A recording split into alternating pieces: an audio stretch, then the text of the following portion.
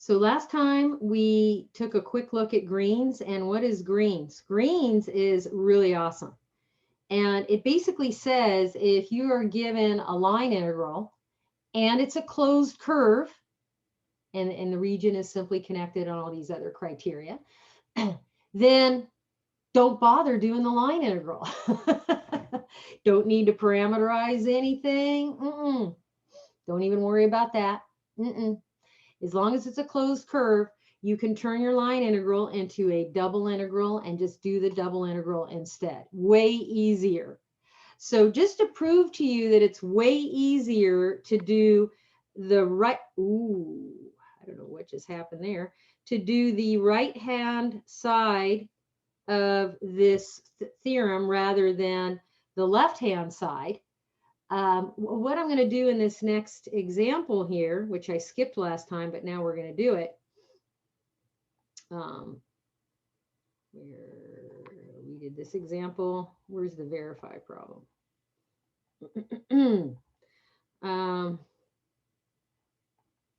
There's the verify. Okay, so what I wanted to do is, oh, I know what. This is not, I'm sorry. Hold on a minute. So example 1, we're going to do what's called a verify. And a verify problem is hard because that means you have a lot of work to do. So what we're going to do when you do a verify is we're going to do the greens. We're going to actually do the line integral, brute force, and do all the work involved with the line integral. Parameterize, you know, all that stuff. And then we'll do the right-hand side. We'll do the double integral. And then I'll do a quick survey and ask the class, which side, the left side or the right side, did you think was better? So be ready to vote when we're done doing the verify. Okay, so the verify here is we're going to do this line integral, which is in differential form, y cubed dx plus x cubed plus 3xy squared dy, where the curve C is the union of two curves, C1 union C2. And so let's go over this union of two curves. We start at the point 0, 0, and we're going to go to the point 1, 1, not necessarily along a straight shot. Don't ever assume that unless they tell you. Ooh, they want us to go along a curvy graph, y equals x cubed. So it kind of looks like that. That's C1. And then the second leg of the journey is starting at the point 1, 1, and then you go back to the point 0, 0 along straight shot. Okay, so that's a straight shot. This will be called C2. And so we have two different curves to worry about. And so C1 is along y equals x cubed. So what we're going to do is I'm going to call it LHS. We're going to do the left-hand side, which means do the line integral. And it's going to be a slog here. And then RHS, we're going to do the right-hand side of Green's theorem, which says, hey, don't bother doing a line integral. Do this double integral instead. Okay? And then now the answers are going to be the same. Okay? And better match. The left-hand side will indeed be equal to the right-hand side result. But again, we'll take a vote. Which do you think is easier or better or what have you? So I got to add a page here. So here's the verify. Example 1. So we're going to do the LHS first. So what does the LHS say for us to do? Well, we're going to have to do this line integral. But the problem is the curve is in two parts, two piecewise curves. So we're going to have to do C1, and then we'll do another line integral, C2, and then we'll add the results, and we'll get our final answer. So this is going to take some time.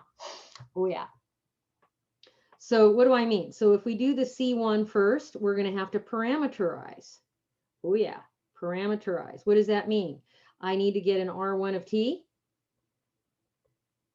and I want the time interval for that curve. And it has to match the curve. I mean, if you look at C1 here, the picture, whoops, too far. It's this curvy thing right here along y equals x cubed, going from 0, 0 and stopping at 1, 1. So I claim since it's a function of x, it's pretty easy to parameterize. You're just going to go let x be t and y is t cubed. And the time interval that will work to match that curve will be 0 to 1 seconds. Great. And then as all line integrals require, you're going to do an R1 prime. Oops. And you're going to go get the derivative of this vector valued function. I get 1, and then I get 3t squared. Great.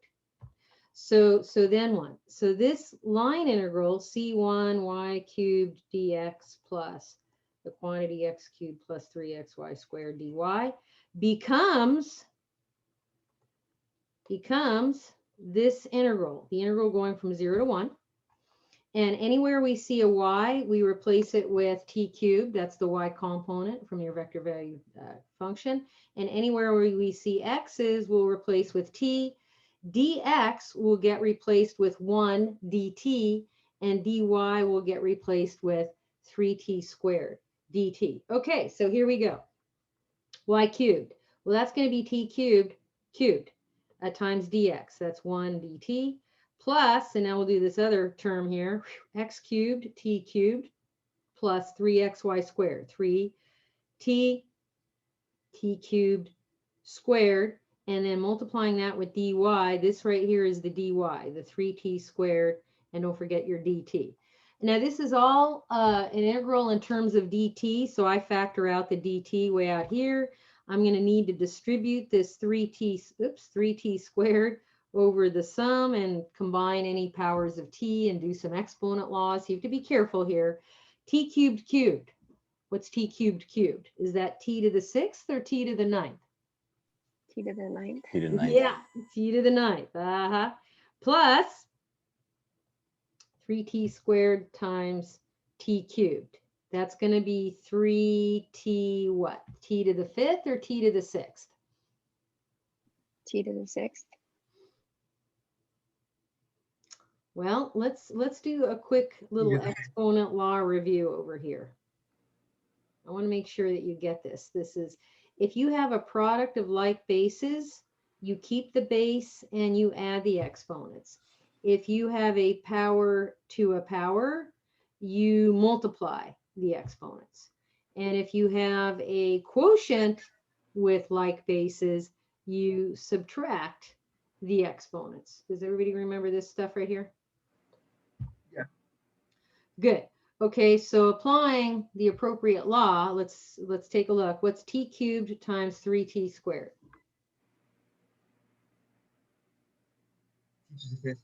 Mm-hmm. Plus, now this here is 3t, and then t cubed squared is t to the 6th. And then we're going to multiply that with 3t squared. So we got a lot of powers of t rolling around there. So don't blow this. It'll get dangerous. 3 times 3 is 9, though. And when we combine all these t powers together, we'll get, when we add the exponents, 1 plus 6 plus 2, I believe we're going to get t to the 9th. So you could integrate right now if you wanted to, although I always like to combine like terms before I integrate. So t to the 9th plus t to the 9th. If I, the 9t to the 9th, let's combine the like terms together, and then we'll integrate. So this isn't too hard. Let's see, what do I have here? 10t to the 9th plus 3t to the 5th dt, going from 0 to 1. So quickly, the antiderivative is going to be what? 10t to the 10th over 10. Ooh, these 10s cancel. Nice. Plus 3 over 6t to the 6th, and 3/6 reduces to a half. Evaluate this between 0 and 1, and I end up getting 1 plus a half, which is 3/2. Save this for later because it's not the final answer. We're still doing this line integral. So next, we're going to work with C2. So that's the second leg of the journey. And this is going to be harder because we are starting at the point 1, 1, and we're finishing at the point 0, 0. And you have to honor the orientation.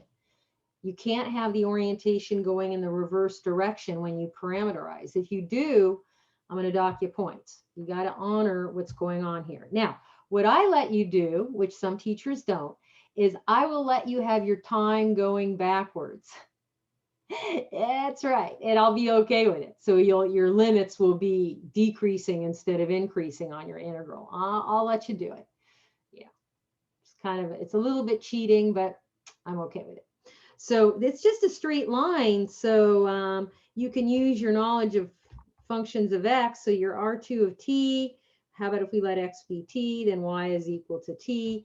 And because I'm going to let you have time go backwards, we'll have time start at 1 second and end at 0 seconds. And that is a parameterization that works, that honors the orientation. Now, if you have to take this class from a different prof in the future, whatever, for whatever reason, I just want to say an alternative would be R2 of t. So this is just another possibility.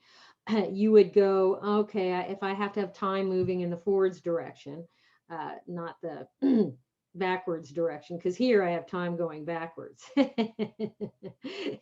going to let you do it. Like, oh, I'll let you have that be okay. Well, let's say your prof said, I don't like time going backwards, you know. Can't get into a time machine. No time machines allowed.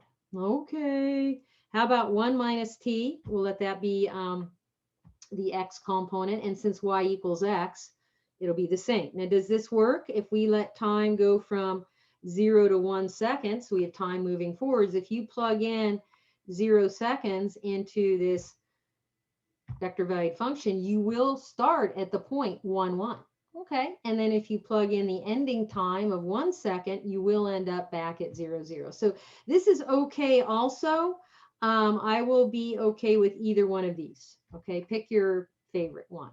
I'm just going to go with the time going backwards because I can. So my R2 prime is going to be 1, 1. And then this line integral with C2 being our curve, y cubed dx plus x cubed plus 3xy squared dy becomes the integral going from 1 to 0, because I'm having my time go backwards. Yeah, I like it. Aha! And y cubed will be t cubed, and then dx is just 1 dt. There's my dx there, and my dy, dx, dy is for my derivative, plus t cubed plus 3 times t squared times 1 dt. And then if I clean this up and add any like terms that occur, t cubed plus t cubed, and this is 3t cubed. So you got a bunch of t cubed terms running around. Let's just add them all together. I get 5t cubed. Yeah, that's the ticket. So if I integrate 5t cubed, I get 5/4 t to the 4th.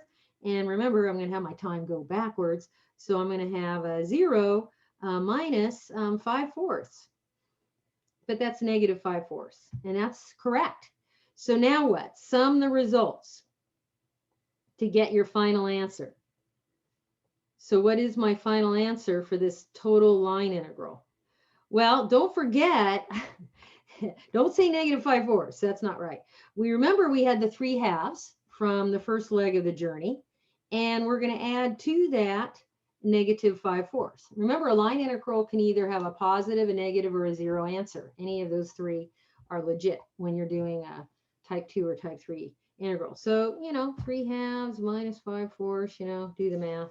What do I get? 1/4? That's the final answer.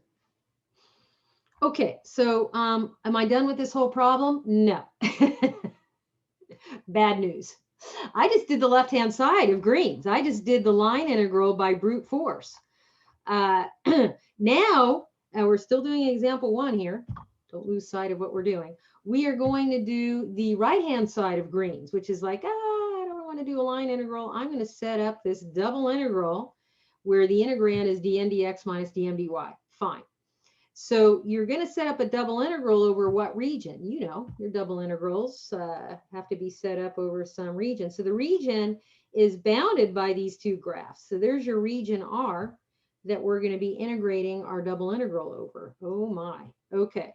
So keep that in mind when you're going to set up your double integral, because you have to iterate it. You have to put those little limits on there, and you may have to put a little man in there to check to see what's going on.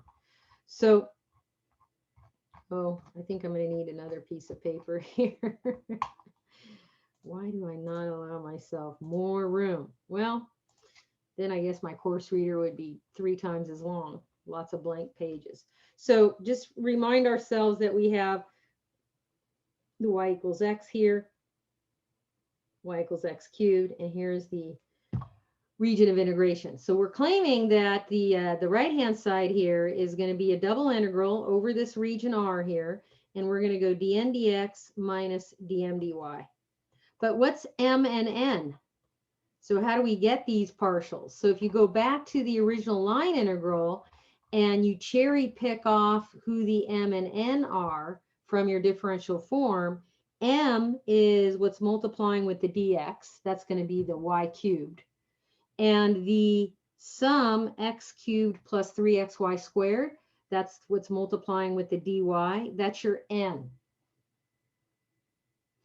So what is dn dx? What's the partial of n with respect to x? It looks like 3x squared will be a term plus 3y squared, right? 3x squared plus 3y squared. Looks like it'll be the dn dx part. Minus, now we got to do dm dy. Okay, so it looked like the m was y cubed. And so if we partial differentiate y cubed with respect to y, we'll get 3y squared. Okay. Whoops.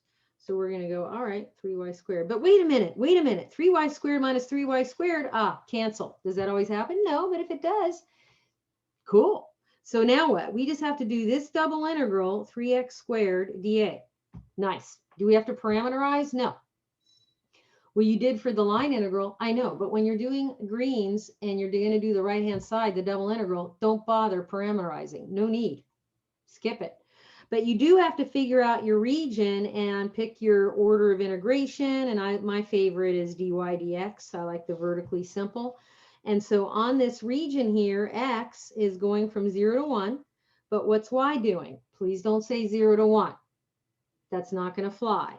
Because if you put your little man inside this region, ooh, there he is.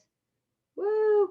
His head is on the upper limit, which is y equals x, and his feet are located on the graph of x cubed. So that's going to be the lower limit. And now you can integrate. And if you get this far, I'll give you partial credit because the setup is sometimes the hardest part. So let's go ahead and integrate 3x squared with respect to y. That's just going to be 3x squared y. And you'll evaluate y between the limits, okay? And we'll evaluate at the upper limit first, so x minus, and then plug in the lower limit, okay. And this is an easy calculus 1 integral. We'll distribute the 3x squared. 3x squared times x is 3x cubed, minus 3x squared times x cubed is 3x to the 5th. And let's see, let's integrate this. We're, ready to integrate this baby. Pretty easy, 3/4 x to the 4th minus 3/6 x to the 6th. Going from 0 to 1, and this reduces to a half. So we're just going to end up, when we plug in the 1, because the 0 is going to have everybody go to 0, 3/4 minus a half, and I get 1/4 again, which we should get. Okay. So on your Zoom, go to where you can vote yes or no. If you think that doing greens with a double integral was easier than the line integral part, which was the left-hand side, click yes. Vote now.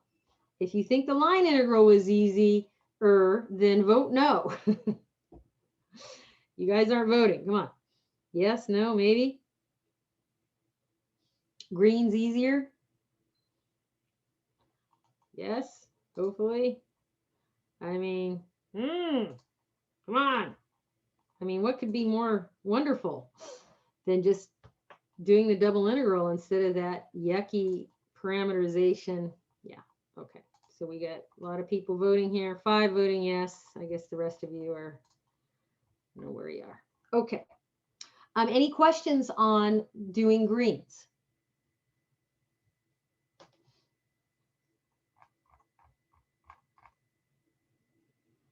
So this whole right-hand side was Green's theorem. You love it, right? We love Green's. Okay. So hopefully you're a big fan of Green's right now, because you just saw how much time you can save and how much energy by not having to parameterize and using all of your skills for double integrals instead. So let's do some more. I mean, I could just quit there and go, okay, read the next, 20 pages, but there's some subtleties here. So let's talk about answering this question.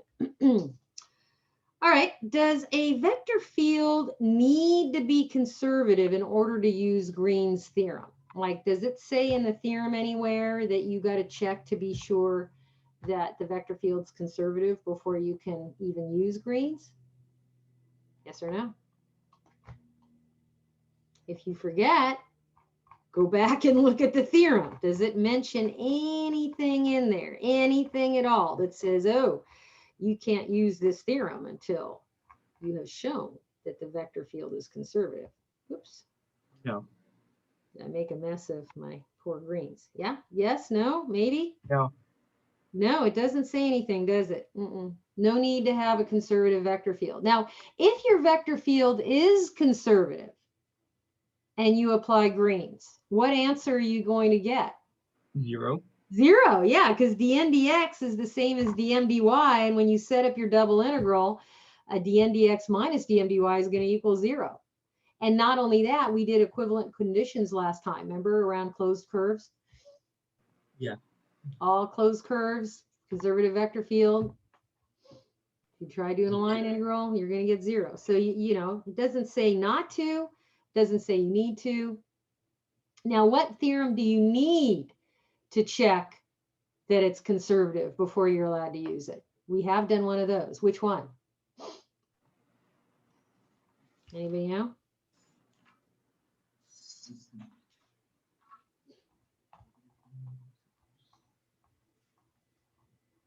There is one that you can't use it unless you have a conservative vector field.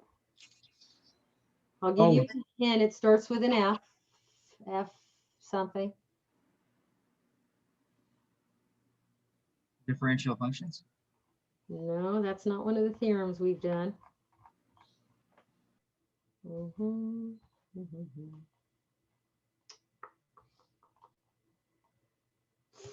Shoot, maybe I should make that a true-false question or something. The fundamental theorem of line integrals? Yes, thank you. The fundamental theorem of line integrals says that you have to be sure that if you're going to use the fundamental theorem of line integrals, it better be a conservative vector field, because you're not allowed to use it on just anything. Yeah. Keep that in mind, because that's going to be coming up on the quiz this weekend. Now, on the quiz this weekend, I'm going to be giving you some line integrals to go do. And if you waste valuable time doing a line integral, let's just say the hard way, when you could have either A, used the fundamental theorem of line integrals, or B, used Green's, and you wasted valuable time, then, I can't give you full credit, because it means you're not making all the connections, everything. I'm going to give you a cool flow chart at the end of the Green's theorem lecture that won't be found in any book except for mine. And it'll help you so you won't screw up. Okay? So this answer here is no, don't need to. And you can put a little side note. If it is conservative, your answer is going to be 0. So you don't even have to apply Green's anyways. Answer will be 0. Don't even bother doing any work. Okay. Now, keep in mind that if your curve isn't closed, you're not allowed to use Green's.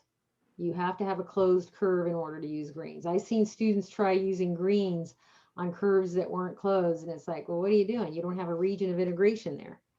So you got to be careful. All right, so I did letter B last time. Let's do letter C next, using Green's to calculate work done. So a line integral can be used to calculate the work done, W for work, and this is no exception, because now we'll calculate work done around a closed curve. So we can use greens to do it as long as the curve is closed. So here's a vector field right here. They're giving it to you. And the particle travels counterclockwise around a circle of radius 3. So like so. And luckily for us, it is counterclockwise because that is one of the tenets of greens, that the region has to be, if you're driving around the border of a region, it has to be such that where you look over your left shoulder, you see the land or see the region. If not, greens. I remember when I first started teaching this class, like over 20 years ago, a student said, well, hey, what if it is clockwise? What do you do? And I said, well, you know, you're going to get the opposite in sign, but I just wanted to be sure. So I asked my thesis advisor, who's now retired, Dr. David Leslie, and I said, hey, I called him up. I go, hey, Dr. Leslie, what do I say to a student who asks about greens wanting to, you know, not do it counterclockwise like the theorem says? And Dr. Leslie, let's just say he always had a little bit of a twisted sense of humor sometimes when he would answer questions. So you had to always be on the lookout if he was like answering seriously or not. And he said, well, yeah, I hear down in Australia, they do it in the reverse direction. And if you don't think that's funny, I'll give you the backup story to why that is funny. Apparently, when you're, depending on which side of the equator that you're on the planet Earth, and when you flush the toilet, which side is which direction the swirling water goes. So like on this side of the equator, I think it does go counterclockwise. Don't quote me on that. And when you go down to Australia and flush the toilet, it goes in the opposite direction. So, you know, ever the joker, that was the answer that he gave. And I went, And I said, can you be serious for once? And he goes, I am. And if you don't think that's funny, I'm sorry. Little levity with Calculus 3. Never hurt anybody, people. Never hurt anybody. Okay. All right. So we got this is the region of integration. Okay. And it is a closed curve. And so, hey, it makes sense. Go use greens to get the work done. Fine. Do we have to parameterize this circle? No. Although I did ask you to parameterize the circle on your quiz the other day. And you should know that cosine and sine work very nice to do circles. And I covered that way back in the vector valued functions area. But so we're going to do work done. We're going to do around a closed curve. So I can put this little circle around it. We're going to do a double integral, dn dx minus dm dy. That's what green says to go do. Fine. So who's m and who's n? Well, you know, so it looks like we have the same vector field that we had before in a previous problem. So n is x cubed plus 3xy squared. So dn dx is 3x squared plus 3y squared minus, and then dm dy is the partial of y cubed with respect to y. So you get 3y squared. Again, the 3y squareds cancel. So you're going to do a double integral of just the 3x squared over the region. Any ideas now how to do this double integral when I set up the limits?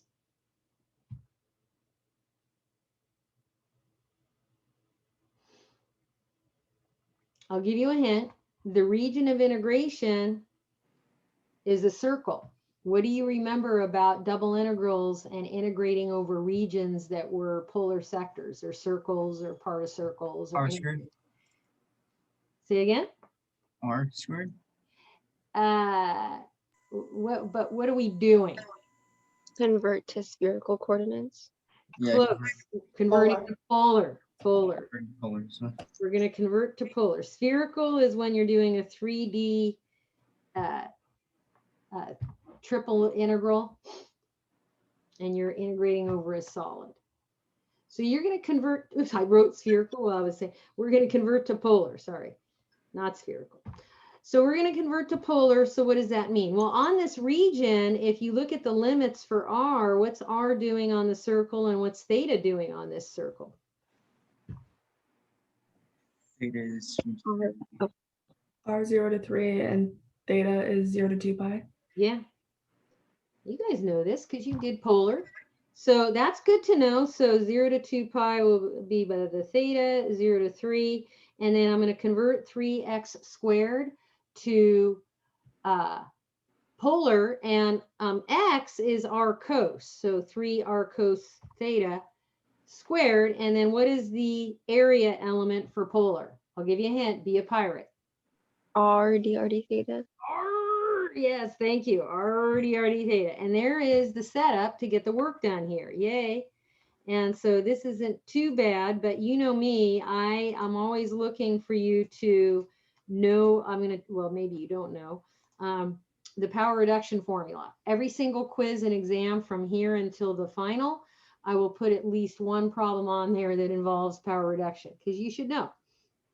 So first, let's try to rewrite this. I'm going to combine all the powers of r together and put my cos squared over here. So I've got r squared times r. Okay, that'll give me r cubed. Fine. Now what? Let's integrate with respect to r. Okay, that's not too hard. Let me pull the 3 over here. 3 times what? R to the 4th over 4. And we're going to evaluate that between the limits of 0 and 3. Yay. And so what the heck is 3 times 3 to the 4th over 4? Yuck. I think it's it's a lot of powers of 3 there. 243 fourths. Yeah. And it's a constant multiple, so just pull it out in front. And I should, by the way, get rid of one of those integral signs. I apologize. Because we just got our antiderivative here. Now what? Well, we got 243 fourths times this integral of cos squared theta, d theta. And this is where I want to see your power reduction formula. I want to see you do the work on your exam paper. I'm going to be a little bit perturbed if I don't see it. So just write it down. 1 plus cos 2 theta over 2. Fine. And I don't like fractions, so I do one cute little intermediate step, just so I don't have to deal with fractions, because sometimes I forget and then I forget to write it, and then my answer is wrong for that one silly mistake. And so now when I integrate with respect to theta, I'm going to have the integral of 1 is theta plus the integral of cos 2 theta, where you let u be 2 theta, du is 2, so you're going to have to divide out by 2, sine of 2 theta, and you'll evaluate this between 0 and 2 pi. Now, sine is not going to contribute anything when we evaluate between 0 and 2 pi. So the only contributor to an answer here turns out to be your theta. And then you can reduce this to lowest terms. And so the amount of work done is 243 pi fourths. Okay? So what was the point for this problem? Like, how did it differ from the previous couple of greens that I've done? You had to convert to polar. So know that that could happen. That could happen. Okay, so I'm going to do a couple more questions, and then I think I'm going to pull one out of the book and have you try it. I'll put you in buddy groups, okay? So be on the lookout. You're going to do some greens. Oh, yeah. So this problem is done. Where's my letter D? Here it is. Okay, why is this going to be different? Watch, because you have to learn something that is going to be on the quiz. I'm really into this. You'll see what I mean when I'm into this little factoid. Okay? Just warning you in advance. So we're going to evaluate this line integral, only we're really not, because I'm not evaluating a line integral if it's a closed curve. Oh, heck no. And they're telling me it's an ellipse, which is kind of a bummer because ellipses are not good to convert to polar. Like, don't even try to convert to polar if somebody gives you an ellipse. It'll be a nightmare because it doesn't have a nice R limits. What are we going to do? Just wait. So because it's a closed curve, I could graph the ellipse. So, if I graph this ellipse, it's centered at the origin. But I want to get it into standard form so I can see what the x-intercepts and the y-intercepts are. So after reducing, I'll have x squared over 9 plus y squared over 4 equals 1. And then the x-intercepts will be plus or minus square root of 9, which is 3 and negative 3. And the y-intercepts will be plus or minus the square root of 4, which is 2 and negative 2. And so we're going to assume that we're going around counterclockwise, because you're supposed to when you do greens. And the region is the region contained by this ellipse. Cool. So what are we going to do? We're going to apply greens. And we're not going to do any parameterization or anything like that. We're going to go, hey, we got a double integral. Yeah. And we want to go dn dx minus dm dy for the integrand. Fine. And the region is an ellipse. So here's m and here's n. So dn dx is going to be the partial of x squared plus y squared with respect to x. I get 2x minus the partial of 2xy with respect to y. What do we get? 2y. Careful. Oh, 2x and then, oh man, does this always happen? No, it turned out that the the vector field was conservative. Oh man. So you know what the answer is. What is it? 0. Okay. So recall when evaluating line integrals that involve conservative vector fields around a closed curve, what do you know? The line integral is always going to be 0. Okay. So let me, so that happened. And will it always happen? No, but if it does, like, hey, hardly any work to do. You should be happy. You should be smiling. Like if you get a problem like that on a quiz or exam, you should be, you know, ha, ha, ha, yay. Doubt it. Now, what if it's not conservative? So let's just do one more ellipse example. Same ellipse as before. Same ellipse. That's this picture up here. Same ellipse. Fine. Now what? Evaluate this line integral. Gotta mute you guys.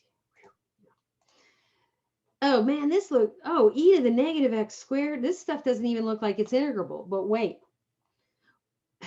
If you turn it into a double integral over the region and you get your dn dx minus dm dy, what do we get? Well, there's n. When you take the partial of n with respect to x, the exponential term, that derivative of that guy with respect to x is 0 because there are no x's in there. So you only have to worry about taking the partial of x with respect to x. I get a 1 right there. Partial is a 1 right there. So now minus dm dy. So the partial of e to the negative x squared over 2 minus y with respect to y is negative 1. Oh, so 1 minus a minus 1 is really 1 plus 1, which is a 2. So now what? Don't convert to polar because ellipses and polar, nightmare. Trust me, don't do it. But here's the cool beans part of this, and you'll do this a lot in physics too, so pay attention because I am going to put something like this on your quiz. It might be an ellipse or something else that you can do this cheesy, sleazy, quick skip doing the double integral. Yeah, I'm going to put one of these on the quiz where you can just, if you're paying attention and your eyes are open, you don't have to actually do the double integral and I'll let you skip it. What do you mean? Well, look, people, I'm going to pull the 2 out in front of this double integral. Okay. Then what? From our discussion of double integrals, when the integrand is a 1, remember this double integral represents area. Area of what? Area of the region. And the region for us happens to be, let me just show it to you again. Here it is, an ellipse. So instead of doing this double integral, which is going to be kind of a pain in the rear end, I'm going to skip it and I'm going to go 2 times the area of the ellipse. Now, you may not have learned how to get the area of an ellipse. So lucky for you, you are right now paying attention in my class. So watch closely because I'm going to give you the cool beans equation formula for the area of an ellipse. If you have an ellipse where Let's do centered at the origin because it's easier. The major axis is, that guy there. And then the minor axis here, so you have B and negative B. So here's your ellipse.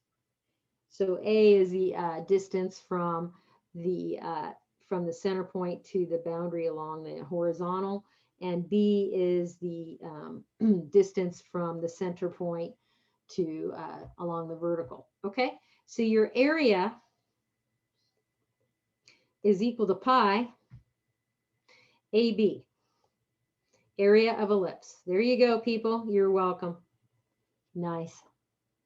So in this problem, the area of the ellipse here that we're doing, area of ellipse right here, is going to be pi AB, but who's A and who's B for us? 3 and 2. Good, exactly. We have the distance from the center to along the horizontal is 3, and distance along the vertical to the center is 2. So this looks like it's going to be 6 pi. Multiply that by 2. Final answer, you guessed it, 12 pi. Isn't that beautiful? Mm-hmm. Any questions on that? Not too bad, right? And Yeah. we use this same method like for circular, or if it were a circle. Mm-hmm. I'll let you.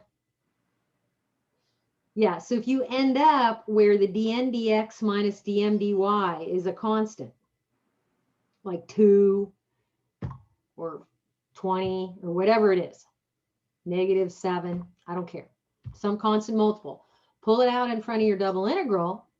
And then if the region is something kind of easy peasy, like, that you already know a formula for, like Hannah pointed out, a circle, sure. Or a portion of a circle. Mm-hmm. Or an ellipse, or a rectangle, or what have you. Something easy that you know the area of, go for it. Nice, huh? Yeah. I mean, you should resume. So your greens is giving you this circulation. So what does that mean? If you had a cute little paddle wheel with little vertical paddles and you stuck it into your jacuzzi or your bathtub, the answer to your greens is giving you how fast and in what direction this little paddle wheel is going to spin. So we got a positive answer for that last example we did. And so that would mean that your little paddle wheel would spin in the counterclockwise direction, the same direction that the Green's theorem is doing. And, with some sort of velocity of, 16/3 isn't that fast, but it's not that slow either. What if you got 0 for your answer to Green's? Because you can. That means that you stick the paddle wheel in there and it doesn't move. Yeah, just sits there. What if you get a negative number for your answer to green? Well, then you're going to have your paddle wheel spinning, but in a clockwise direction. Okay, so that's basically what greens gives you when you're evaluating greens. But there's another version of greens that computes what's called the flux.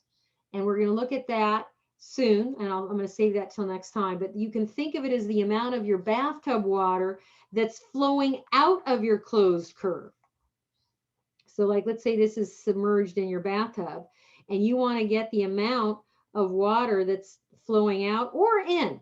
If you get a positive result for this flux version of greens, it'll mean more water is flowing out of your curve than flowing back in across the surface. The amount of water flowing out cancels or is more going out than going back in. If you get 0, that means the amount of fluid crossing the boundary is the same as the amount, it cancels the same amount of water going into the boundary, flowing inward. And if you get a negative, it means there's more water flowing in across the boundary of your curve than flowing out. Okay, and so we're going to look at the flux version of greens next time. But I did want you to leave you with this feeling of what it is you're even computing when you're doing greens. Okay, so now you know the circulation version is the cute little paddle wheel. And next time we're going to be looking at flux, amount of fluid flowing in and out of your region. Okay, so I think that's a good place to quit. And until then, we'll see you next time.